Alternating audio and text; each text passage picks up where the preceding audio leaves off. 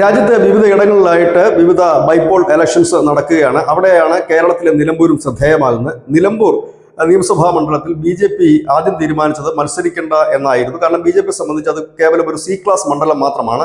2021 തെരഞ്ഞെടുപ്പിൽ കേവലം 8525 വോട്ടുകളാണ് BJPക്ക് ഈ നിലമ്പൂരിൽ നിന്ന് ലഭിച്ചത്. പക്ഷേ വയനാട് ലോക്സഭാ തെരഞ്ഞെടുപ്പിൽ, അതായത് നമ്മുടെ ജനറൽ ഇലക്ഷൻ വന്നപ്പോൾ 2024 ഈ നിലമ്പൂരിൽ നിന്ന് 17,000-ഓളം വോട്ട് നേടാനും BJPക്ക് കഴിഞ്ഞിരുന്നു.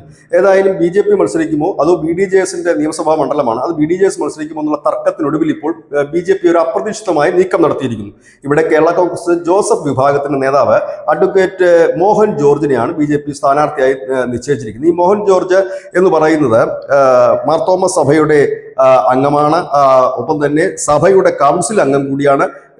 ക്രൈസ്തവ യുവജന വിഭാഗത്തിന്റെ YMCAയുമായി അടുത്ത ബന്ധമുള്ള നേതാവാണ്. അത് ക്രൈസ്തവ സ്കൂളുകളുടെയും ഒരു എല്ലാം തികഞ്ഞ ക്രൈസ്തവ മേഖലയിൽ നിന്ന് വരുന്ന ഒരു കുടിയേറ്റ മലയോര ക്രൈസ്തവ കർഷകൻ എന്ന ഒരു എല്ലാം തികഞ്ഞ അർത്ഥത്തിൽ വിളിക്കാൻ കഴിയുന്ന ഒരു നേതാവ്. ഇപ്പോൾ കേൾക്കുന്ന വാർത്ത ചില കേരള കോൺഗ്രസ് നേതാക്കൾ തന്നെയാണ് ഈ മോഹൻ ജോർജിന്റെ പേര് BJPക്ക് നൽകിയത് എന്ന് കേൾക്കുന്നത്. ഏതായാലും BJP സംബന്ധിച്ച് ഇതൊരു ടെസ്റ്റ് ഡോസാണ്. കാരണം ക്രൈസ്തവ വോട്ടുകൾ നിർണായകമായ സ്വാധീനം ചെലുത്താൻ കഴിയുന്ന ഒരു മണ്ഡലമാണ് നിലമ്പൂർ. പലപ്പോഴായി ക്രൈസ്തവ വിഭാഗം പറയുന്നൊരു കാര്യം, തങ്ങളുടെ ഭാഗത്തുനിന്ന് സ്ഥാനാർത്ഥിയെ നിർത്തണമെന്ന് LDFനോടും UDFനോടും അവർ ആവശ്യപ്പെടാറുള്ളതുമാണ്.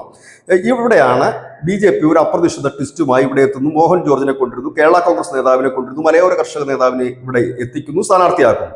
ഇവിടെ മുനമ്പം വിഷയത്തിൽ ക്രൈസ്തവ സഭയുടെ നിലപാട് ഇവിടെ ചർച്ചയാകും. വോട്ടായി മാറുമോ ഇല്ലയോ എന്ന് തെരഞ്ഞെടുപ്പ് കഴിഞ്ഞതിന് ശേഷം മാത്രമാണ് മനസ്സിലാക്കാൻ കഴിയുക.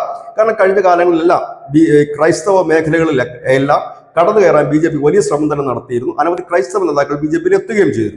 അതൊക്കെ വോട്ടായി മാറുമോ ഇല്ലയോ എന്നൊക്കെ ഈ ബൈപോൾ ഇലക്ഷൻ റിസൾട്ട് നമുക്ക് കാണിച്ചു തരും. ഏതായാലും BJPയുടെ വോട്ടിംഗ് ശതമാനം, അതായത് ഈ ലോക്സഭാ തെരഞ്ഞെടുപ്പിൽ BJP നിലമ്പൂർ നേടിയ വോട്ടിനെ മറികടന്ന് മുമ്പോട്ട് പോവുകയാണ് എങ്കിൽ ക്രൈസ്തവ മേഖലയിൽ നിന്ന് അല്ലെങ്കിൽ ക്രൈസ്തവ വിഭാഗത്തിനിടയിൽ നിന്ന് BJPക്ക് വോട്ടുകൾ കൂടുതൽ ലഭിക്കുന്നു എന്നും ആ വിഭാഗത്തിനിടയിൽ BJP ചുവടുറപ്പിക്കുന്നു എന്നും മനസ്സിലാക്കുവാൻ കഴിയും. ഏതായാലും ഇതോടുകൂടി വെട്ടിലായിരിക്കുന്നത് കോൺഗ്രസും CPMും ഒപ്പം തന്നെ സഭയിലുള്ള ചില നേതൃത്വവുമാണ്. കാരണം ഇവിടത്തെ വോട്ട് ഷെയറിംഗ്, BJP പിടിക്കുന്ന വോട്ടുകൾ അത് ആരുടെ ഫലത്തെ സ്വാധീനിക്കും? ഒന്നാമത്തെ ചോദ്യം.